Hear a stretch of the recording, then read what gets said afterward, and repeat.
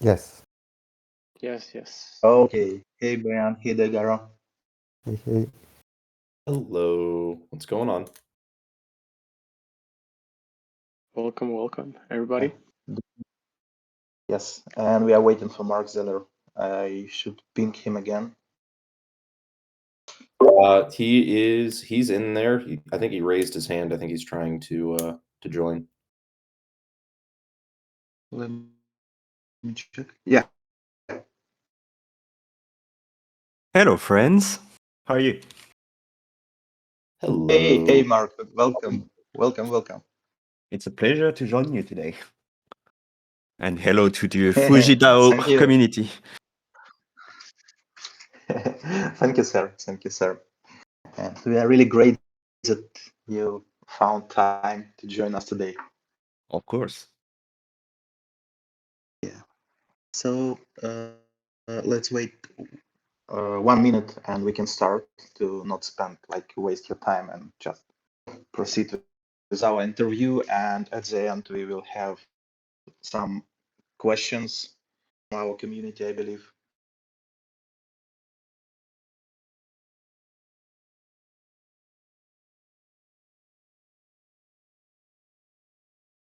Sure.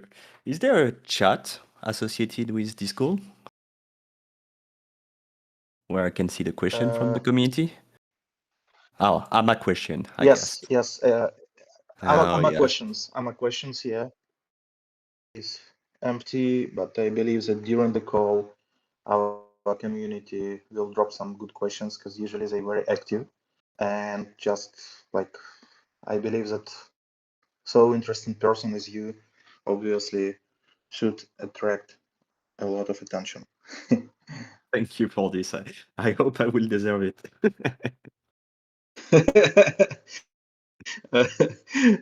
No, I feel compelled to drop some Okay. alpha Well, during this call. That's a good strategy. You're a good one. yeah. Yeah, obviously. You all are so alpha, especially regarding our chain and initiative, DAO, etc. Sure, and also portals, because I think that's going to be part of our discussion. But I think there's going to be definitely possible synergy with FujiDAO on portals technology. We will wait before diving more into it. But that's actually quite interesting because at the end of the day, DeFi on its own as a silo is not very interesting. If you build a new blockchain and deploy Aave alone there, it sucks. What you can do if you don't have tokens, if you don't have things to supply on board, it's quite boring. You do the same thing with Uniswap, same thing with every protocol out there. What makes DeFi interesting is the synergy, the fact that you can do cool stuff with several protocols to end up with cool strategy, cool use case, cool things to do. Wow, wow, sir. Just applause to one of the brightest DeFi minds in the industry. And you are warm up our community and we are ready to start. I'm start recording board and I believe that Mi6 will works properly. Okay, started recording. So guys, okay, welcome to Fuji Educates Series 5 and today we are really warm welcome Marc Zeller, one of the brightest DeFi minds, and he is recently founded Avachain Initiative and totally moved from other companies into decentralized autonomous organization. And obviously we will speak about this. And so, Mark, please introduce yourself. Couple words. I believe that all, everybody in DeFi, they know who are you, and you're really OG DeFi. But couple words about yourself, please. Yeah, sure. So as you can hear it, I'm French. It's very hard to hide from my accent. I joined the blockchain ecosystem in 2013 with Bitcoin. Then I discovered the altcoins, and I say, oh, this cryptocurrency stuff is a scam because everybody can build a Bitcoin. So it must be the worst idea in the world. I will not touch blockchain anymore on my life. Bad idea, obviously. In 2015, one of my friends said, "Oh, there's a new Bitcoin. It's so interesting." And I was like, "Shut up! Like everybody build a new Bitcoin these days. Like there's a many altcoins, and all of them goes to zero, so it's not interesting." And he told me, "Wait." This one is different. It's called Ethereum, and you can do smart contracts. And because I was curious that day, my life changed. And I think it's something that we should all remember is that sometimes being curious is a good thing because you end up learning stuff and sometimes your life change. So in 2015, with a few friends in France, we created a non-profit association about technical discussion and sharing knowledge about the Ethereum technology called Ethereum France. We organized the ETHCC, which is the largest Ethereum community conference in Europe. We are this year is going to be the 7th edition, so quite a while. I worked with Consensus, which was like in 2016, which was at the time the largest blockchain company on stablecoin research. In 2016, stablecoin was like not the thing it is right now. It was like definitely something weird that people did not believe we could achieve, but it was quite interesting. And then I skip a few steps because don't want to take too much of your time. I had the pleasure and the luck to join the Atlant project in 2019 as they were pivoting into a new project named Aave. And we launched Aave V1 in 2020, and I think you all know the rest of the story. Yeah, I know the rest of the story, and as we started from retrospective, okay, let's maybe dive into previous bear market in 2019 when our transition from Ethereum land, and it was like not just simple rebranding. Or like, what are some pieces of advice you can share with other builders in the industry, and what's the overall reasoning to rebrand from Ethereum land to Aave? And like, maybe briefly you can speak about it. One thing I would say about like entrepreneurship is that the project you are building, the protocol you are building is not like a soccer team. Like if your soccer team wins or lose, you will always support it no matter what until you die. But when you are building a project, it's okay to change your mind and it's okay to adapt to facts and to see what happened in the environment and see if your current model is efficient or not, or if you should pivot to another model.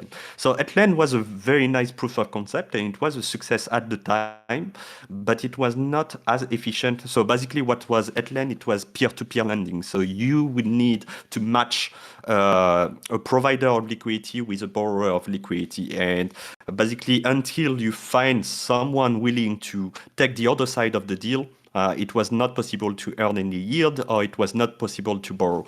And when Compound in 2019 came up with the pool model, we definitely found that model less efficient on average, but with the ability to provide yield no matter what and provide the ability to service business no matter what the market condition, no matter what the demand.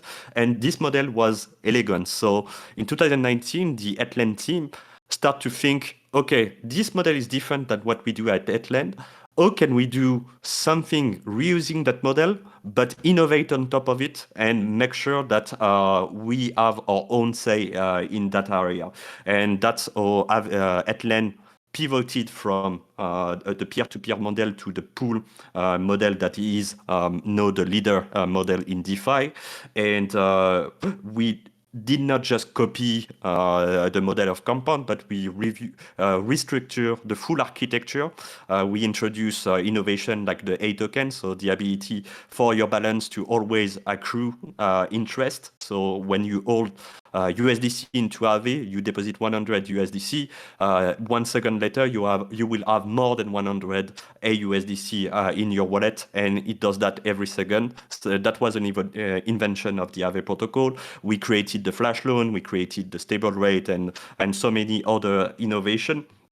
And we came back to the market with a new product, a new vision, and we pivoted. And I think it's something that is important to realize is that when you like crypto function with cycles. You have the bull market, the bear market, and even if you have a terrible idea in a bull market, you will find investor that will throw money at you because they throw money at everyone, and you will have some TVL and some user that will try to farm airdrop or these kind of things. But it's only in the bear market that you realize if you have product market fit or not. And if for some reason you believe that you didn't find enough product market fit because the model can be changed, it's completely okay to change and pivot. And I think the global ecosystem value innovation. Everybody realized that crypto is super early, and it's completely fine to try to experiment, say, okay, that was not the best possible road. Now we are taking this journey, and we come out with a new product, new features, and I hope the community will like it. Wow, thanks for a great explanation. And since we remembering flash loans and our stable rate, I believe that I should ask about our stable rate in version 2. What can you conclude on the trend usage of this feature, and why do you think that is the case? I mean, our stable rate in version 2. So just to explain to people, the stable rate is a way for user to have more predictable. I'm very bad at English. Yeah, you know the word I want to say. Ability to predict the rate in the midterm and long term. So you will pay a premium. You will pay more than the variable rate, but your rate will not, unless very specific market conditions are met, will not fluctuate over time depending of liquidity in the AVE market. So that allows a certain type of user to pay more, but to know what they're gonna pay in exchange of the premium they pay. What I can say after like almost 2 years now of this feature being live is that it's a great feature for bull markets, because usually in bull market, like, people want to borrow, want to access liquidity, and are super happy to pay 5, 10, 15, 20% to borrow stable coins.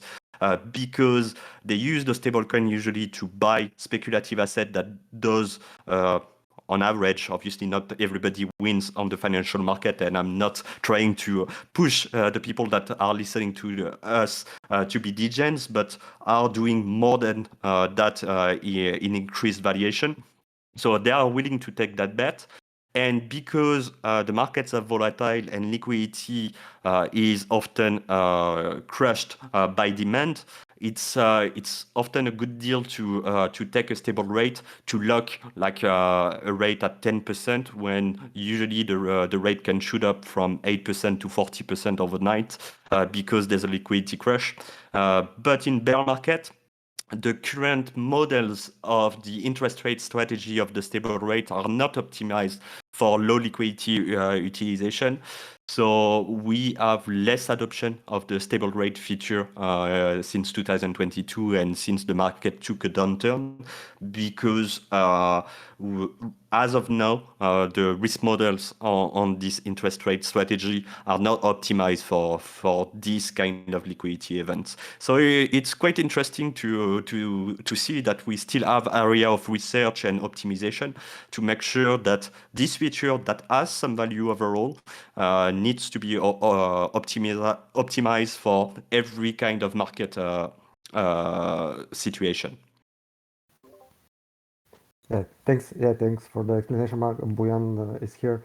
Yeah, we deep dive directly to like the topics we wanted to discuss, but just a couple words of our Fuji and how everything started and how you played a role in it. Maybe without maybe you already forgot about it, but yeah, you know that Fuji it was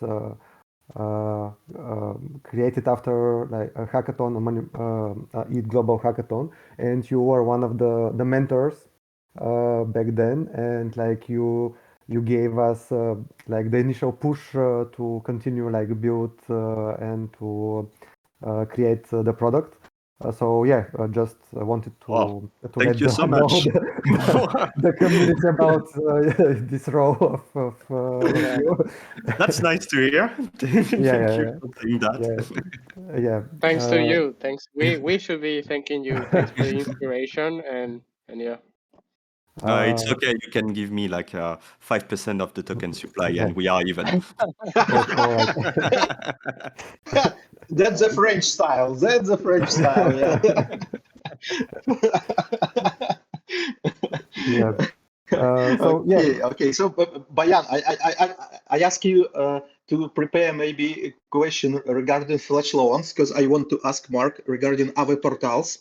Like yeah, a really cool definitely. Yeah, feature because from Aave, and what? maybe you will be next with your favorite question. Yeah, with flash Yeah, loans. yeah. Yeah. Yeah, just So on Aave portals? No, sorry. Continue. Sorry. yeah, just wanted to like because like Yeah, Aave portals. we are up to like to launch our V2 version, which will be cross-chain lending money market aggregation. And so we are really into like the cross-chain part and really interested.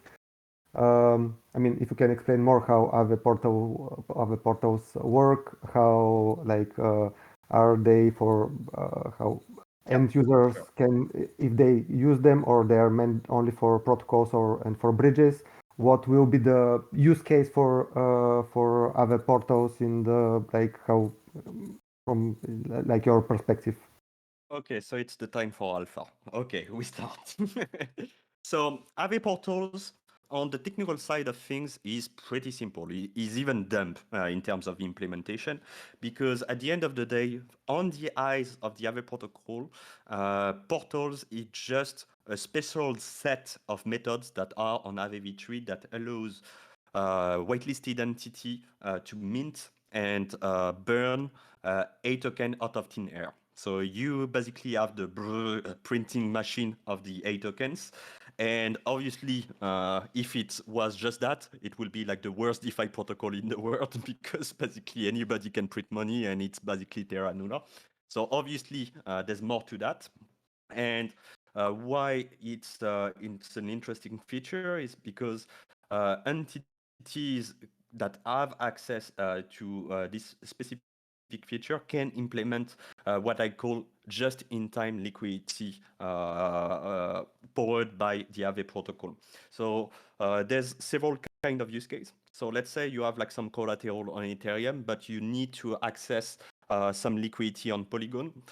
Because Aave is the largest liquidity protocol on those two chains, you are quite sure that there's enough liquidity on Aave on both sides to make sure that you can access that liquidity. So you can have your collateral on Ethereum and your debt withdraw some liquidity on Polygon if you want to, or from Polygon to, let's say, Optimism or whatever.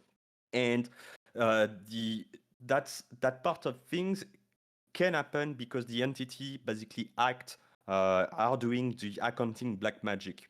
So if you look at the protocol from only the lens of one network, the position is under collateralized on Polygon because you have some debt, but you don't have collateral. But if you look at the Aave protocol as a whole, you see that every single position is over collateralized because you have an excess of collateral on Ethereum, but not enough debt to make the protocol insolvent on the Ethereum side. So the debt is on one network and the collateral is on another network. So that's basically cross-chain liquidity. So you can use that with an integrator that is a bridge that will just take your USDC.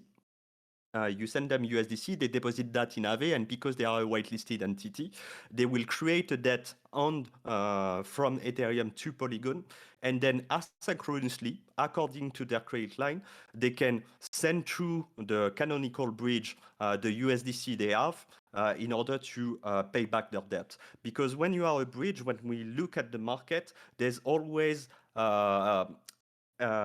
asymmetry of liquidity needs. There's always one network that wants more liquidity than another network. Like it's never perfectly balanced. So when you are operating a bridge router or operating a bridge infrastructure, you always have to be careful about rebalancing your liquidity across chain to make sure that you don't run out of fund on one network and have an excess of fund on the other network. But that issue can be leveraged thanks to the AVV3 technology, because that excess of liquidity on one network and the need of liquidity on the other network means that you have an excess of liquidity that can be used as collateral on one network, and you can create debt on the other network, and then asynchronously make sure to rebalance all the positions, so you don't have to pay too much interest rate by doing so. So that's the liquidity part. But why stop there? Because if you have this ability, you can have other entity, maybe Fuji DAO, that can integrate portals and be a whitelisted entity and leverage the AVE liquidity to allow their user to have collateral on basically and borrow on the chain where what they want to borrow is the cheapest. So let's say you have some ETH on Ethereum, you want USDC, and the rate to borrow USDC is 4% on Ethereum. But because there's not so much demand on Optimism, the rate is only 2% on Optimism.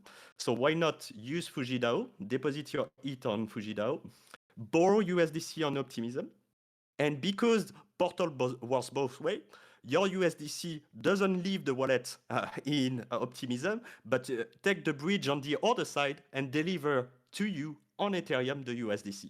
So basically, you use the portal 2 times. The first time to do a cross-chain lending operation, and the second time to have a just-in-time liquidity transfer of liquidity from Optimism to Ethereum. But for the end user, they don't even care, and they don't even have to know that Aave is involved or portals are involved, because they just have in the Fuji DAO interface, I want to deposit it, and I want to borrow USDC, and I want USDC in my wallet. And that's the cool stuff about this kind of synergy, because it can be interesting use case, because you end up in a situation where FujiDAO doesn't only guarantee you, not only guarantee you the best possible rate to borrow, but also the best possible rate to borrow across every single network where Aave is. So that's pretty powerful. Maybe we build a FujiDAO 2.5 together tonight. Yeah, I think we buy it. We buy the idea. 5% of the token supply. Sure. No, wow, awesome. I mean, really, I didn't have this picture of it, but it totally makes sense for us. And I know that Connect will be one of those whitelisted bridge operators. So What others?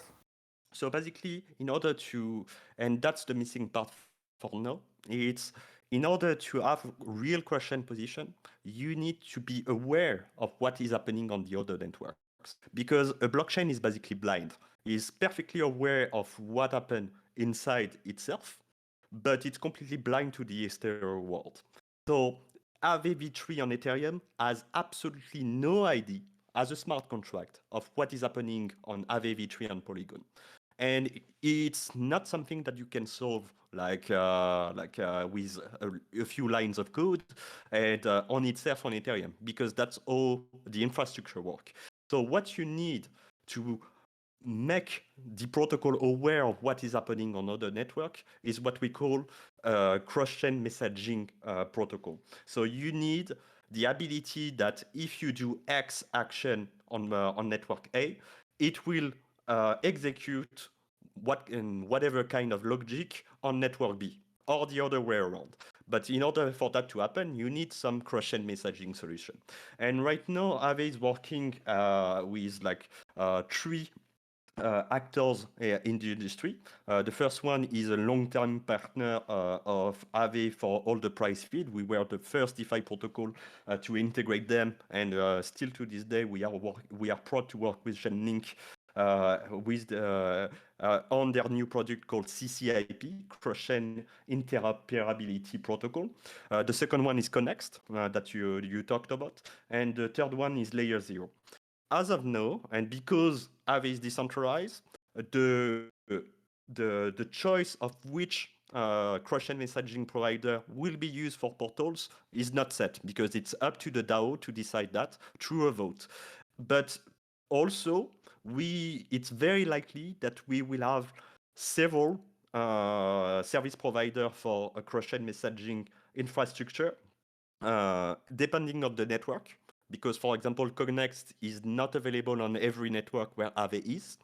And depending also on the asset, because some cross-chain messaging provider will support a range of assets, but maybe not every asset that are available on Aave. So it's a bit early to give a definitive answer on that, but what I can say is that the Aave protocol is working on it since quite a lot. And in terms of roadmap, we are pretty clear about that, is that the roadmap is launching Aave v3. That will be solved on Friday. On Friday, Aave v3 will be launched on Ethereum mainnet. The second part of this quarter is launching Go, the Aave stablecoin, and that will probably happen in the next few weeks. And the third part is that once those very important piece of infrastructure are done, we can focus on portals activation. I hope it was clear. Sorry if I talked too much. Oh, it was perfect. All right. Yeah. Great. Thank you. Thank you a lot for it. Yeah. I let Artem pose the next questions.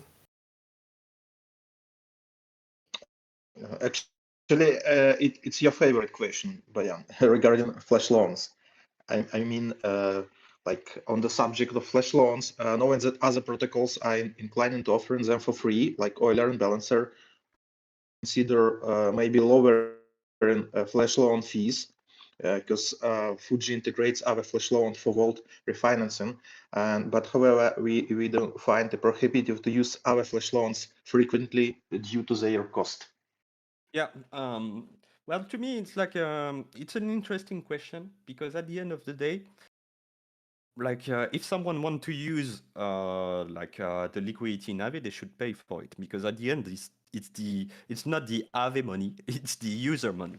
And if you go to my house and you want to use something, either we are like a good friend and I say, okay, it's fine, you can do it, or I will make you pay for it. I will say, oh, you want to use that thing? You can rent it for me for X amount of dollars. Like, to me, it's very weird that we ended up in situation where people can just show up within the protocol, take some liquidity, do stuff with it, and then send it back like for free. But the market is a market, and the market is always right. And some people, some protocol decide to allow any entity to use their own liquidity for free, and I respect that. But it's not part of my personal philosophy to let people use the Aave liquidity for completely free, because at the end of the day, if they want to do flash loan elsewhere, and elsewhere has enough liquidity, it's completely fine. I am completely not against that, but I think it's fair to make sure that when liquidity providers' money is used, they make some money out of it. Okay, understand. It's fair, and I believe we should maybe one question regarding our, and then proceed to future to our chain initiative. So I want to ask you, choose maybe a couple aspects of all the work done by our team in the past years. To what would you attribute our success, and why?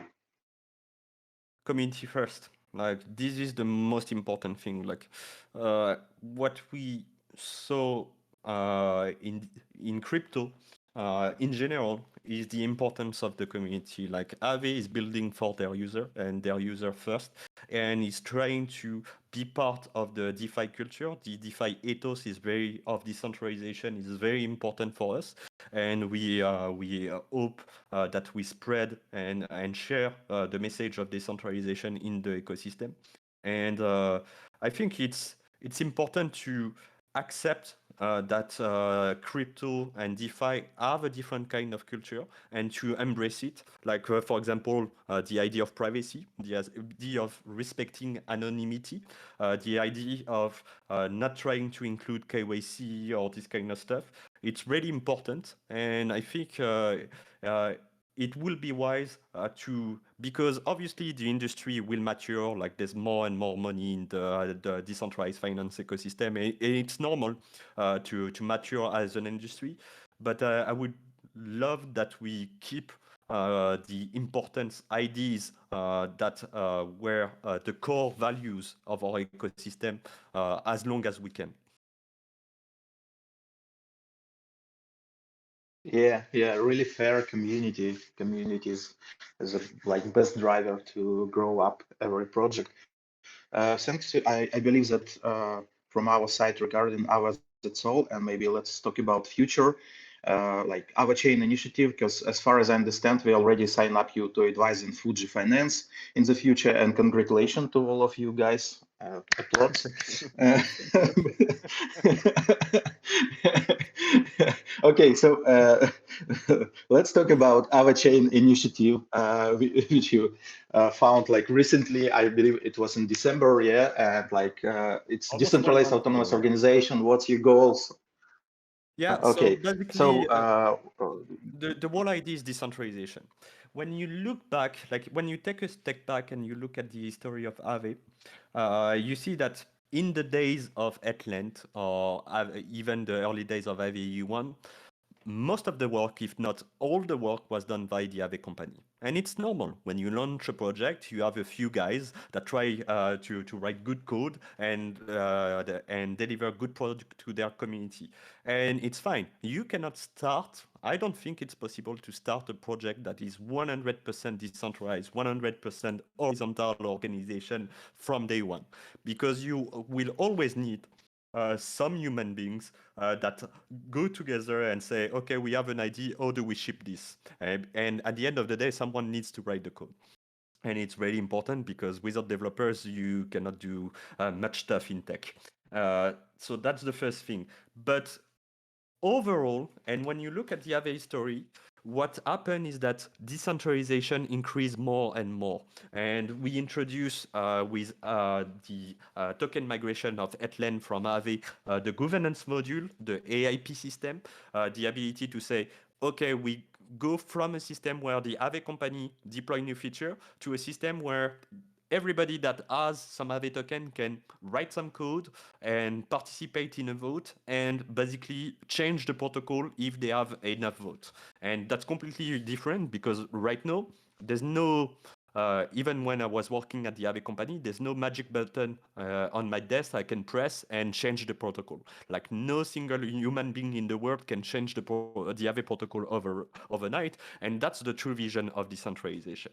But that process is not enough. It's just one step in the journey of decentralization, because a lot of protocol right now are at these steps. They have like some kind of on-chain governance or some kind of snapshot or this kind of stuff.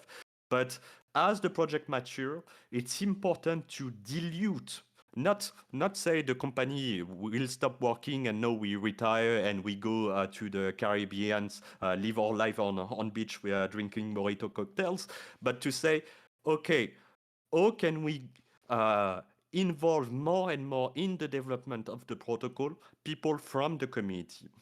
And when you look at what Aave is right now, the part of the work done on the Aave protocol by the Aave company used to be during Atlan and V1 maybe 99% of the work and 1% from the community. And now it's more 50-50, even I will say like 40% Aave company and 60% community. And I hope like in 2 years it will be 80% community, 20% Aave company, and in 5 years will be 99% community paid directly by the DAO as service provider, and 1% Aave company that will just do other kind of stuff and build other stuff. So it's an important step in decentralization to dilute the funding, the Genesis team, and to increase the value proposition and the importance of the community directly. And that can happen because the protocol is more mature now. The Aave protocol generates some money through protocol fees. So the Aave DAO itself has a budget, has a treasury. There's a bit more than $30 million on it as we are speaking now, and has the ability to hire directly service provider that will work not for a company, but for the DAO, for the smart contract itself. The future of employment is not someone with a suit in a desk, but a smart contract directly. And I like smart contract. They are good boss. They are tough boss. It's very hard to negotiate with a smart contract, but they are a good kind of boss. And my involvement in Aave was since day one, since Etlen and Aave V1. And I thought that at the end of last year, it was time for me to decentralize myself. So I quitted the Aave company, and I'm very grateful for my experience within the Aave company. And I joined as a community member the DAO as a delegate, and I created a delegate platform to express my ideas about the Aave protocol, what I want to work on portals, what I want to do with liquid staking derivative, and my vision for the Aave protocol. And people with Aave were able to delegate to my account their voting power and proposition power. And now I'm the largest DAO participant in the Aave DAO. So I'm humbled by the Aave community that trusts me with their voting power. Okay, really interesting, and I wish you good luck. Decentralization, it's one of the most important goals for the whole DeFi land. And now we are ready to questions from the team. Bayan, Daigaro, Shark, and guys, if you have questions, we should start questions, and then we can proceed to questions from community. So Bayan, Daigaro, Shark, who want to ask first question? Yeah, I'll jump in and ask one because we're I guess talking about like the transition of going from I guess initially building as ETHLEN, transitioning into Aave, and then kind of decentralizing that whole process. What was I guess one of the biggest obstacles to overcome, whether it was like for yourself or for your team as a whole, to kind of move into this focus towards decentralization within your entire ecosystem and what you're building. Like what were some of like the obstacles that you had to overcome, and what did you sort of learn from that? I guess like for both like pros and cons. Well, one thing I want to say is that at Aave we were like extremely lucky because we were like a quote unquote all DeFi project, because Etland was launched through an ICO in 2017. So when Aave was launched and governance started to decentralize, it was 2020, 2021. So 3 or 4 years after the ICO. That means that's a long time in DeFi, like 3 or 4 years. Like it's like huge in terms of age in DeFi, and we had this luck that because we had like a full cycle behind us already between like the token distribution and the launch of the governance.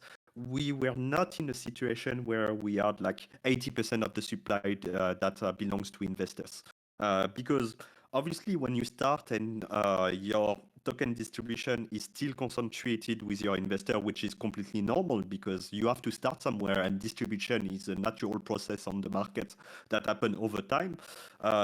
You basically have a decentralized governance, but that are in the hands of very few hands. So sometimes it's hard to really give the power to the community in that sense.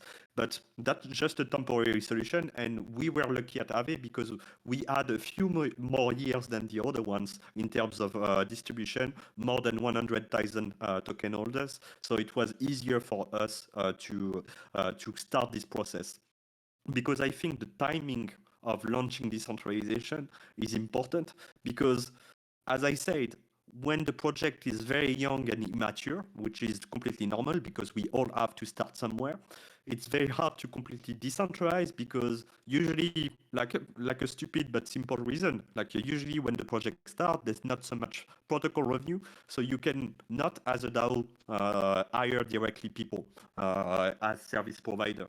So you need to reach some form of maturity in order to start your decentralization process. But if you start this process too late, it's also like it can also be seen that you don't want to actually decentralize and you remain a centralized project that do DeFi services. And CDFI is not something that anybody like anyway. So it's a difficult question, and everybody can answer that question in their own way. And I just wanted to share like a few facts and a few remarks around that. Awesome, I appreciate it. Thank you. Bayan, Garo, do you have questions? Or we can move to community questions. I think there's some questions in the chat. Yeah, if Joseph still hears us, Joseph is it's an ex-engineer at Aave, so I salute him, and it's very cool to see him here today. And he's now working as an auditor at Alborn, so definitely a recommendation, like one of the best engineers I know. And he was asking a question. Yeah, can I read it, or is it fine? Yeah, sure. Is asking like, what are the incentives for the entities that are whitelisted on Portal to mint and burn? So basically, a whitelisted entity, their first incentive is they have access to the Aave liquidity, which is like billions of dollars, and Aave is most often the largest liquidity protocol on every network Aave is. So the first incentive is to have access to liquidity that is available, because Aave already has liquidity on this network. The second one is that it will be defined. I cannot give precise number now because it's up to the governance to decide, but the cost of minting that liquidity will be basically the cost of borrowing. So probably 1, 2, 3, 4, 5% per year for stable coins, and less than that for volatile assets.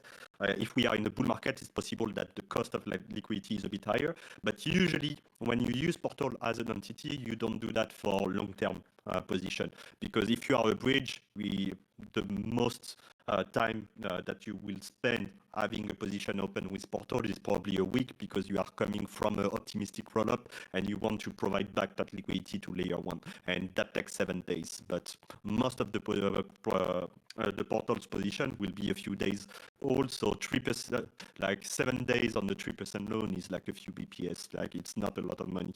But because it's a services, like protocols can either integrate that into what they do and integrate like more use case in their protocol to provide more services to their user, but they can also charge for their services because they pay the protocol cost as they were like other kind of user, but they can decide to add a premium on this cost to their end user because they provide the services.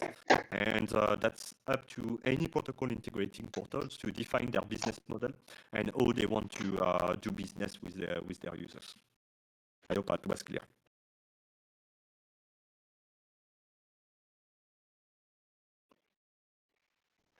I have a follow-up question on what will be the process for, let's say, a protocol like us to apply to be whitelisted. Would it be like a proposal with a vote with the DAO, or should we be recommended? So there's a governance process. The framework is not done yet. I wrote a preliminary framework on the governance forum, so Connex did that already.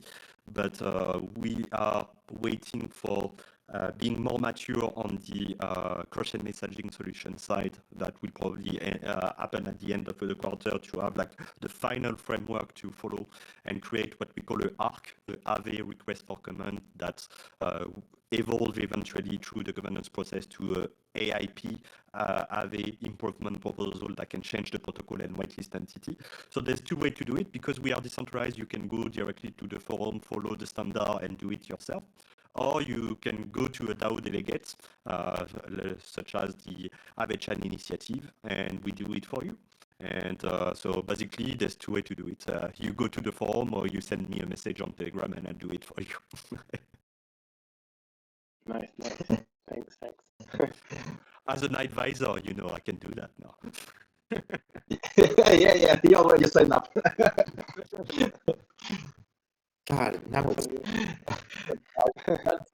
That's the French way to do business. Yeah, okay. Actually, I also see some interesting question by Rolly regarding Aave. So Rolly asked, Aave never been hacked and seems it's the safest idea to farm some interest rates. Based on your understanding, how to create DeFi products that can be hacked, and why there are still protocols that being hacked? Maybe they're building it just to be hacked in the end. Well, every serious engineer will tell you the same answer. Aave has not been hacked yet. Like the best you can do in software security is to reduce the risk, but zero risk doesn't exist. We are the protocol in DeFi that invest the most in software security. Every Aave protocol version has been audited multiple times. I think Aave v3 got 7 different audits. If I'm not wrong about it, everything is on our documentation, so don't trust me, verify. And there's been I think the budget for Aave v3 audits was a bit less than $2 million. So a lot of investment, but the results are here for now. At least for now, Aave has not been hacked, and I think security is also a culture, and we are extremely lucky at Aave that the Genesis core team that are now decentralized and created the DAO service provider BGD Labs, Emilio, Ernesto, and the other guys that were like core developer Aave, created from day one this culture of a very high quality standards, very high requirement for testing. And I think that culture, like you can copy paste code, but you cannot copy paste like a development and an engineer culture that revolves around security and innovation. Okay, so it's like mostly on people. Yeah, there's human beings writing code. Yeah, I would say And people that care. Or sorry, Arta, I would just add that I mean people that care no, go. what they're doing, right? What they're doing, and they want to do it right. So I think that's a good, huge part of it. Yeah, I think like it's really important to have this culture of like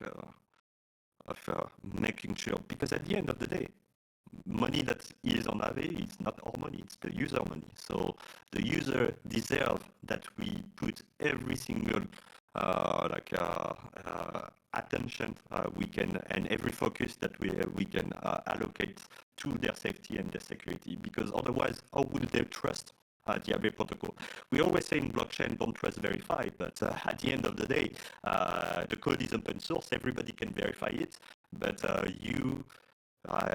nobody is like super smart and we never make mistake, and that's why audits exist, and that's why the audit culture in DeFi is so important to keep, to make sure that independent security firms check if you made a mistake, because human makes mistake, and in DeFi mistake cost billions, so we try to avoid them. Okay. And yeah, maybe another one question from Joseph Joseph Halborn. Really good question. How does the flow look like to the end user as it uses third parties? Will you be able to use the feature from ava.com? So basically, the user will not see portals. Portals is like hidden under the hood in the protocol because the portals are related method in the smart contract are only for whitelisted entity, and it's very unlikely that just one user is whitelisted to have portals. It's very much likely that when you use Connext transfer to .xyz, their crush and bridge, when you use OP, when you use Fuji maybe in the future, when you use DeFi server, when you use InstaDApp, you will use Aave portals. It will probably not be written on the website, but under the hood, there's the Aave portals that has been used in the architecture. Just like nowadays, a lot of people use flash loan, but there's no button to do a flash loan on Aave. But flash loan are everywhere in DeFi, from Aave or not from Aave. Like flash loan are used every day in many situations by many protocols, and it's completely fine. But that's not something that is envisioned as a user-facing feature. It's something that is integrated by protocols directly.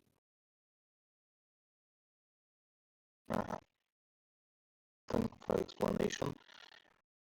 Another one question, but probably you already described it. Which time of your Web3 life was the hardest, and what lessons did you learn? Oh, I don't know. There's a drama that happened once in a century every 2 weeks in crypto, so I don't know, pick one.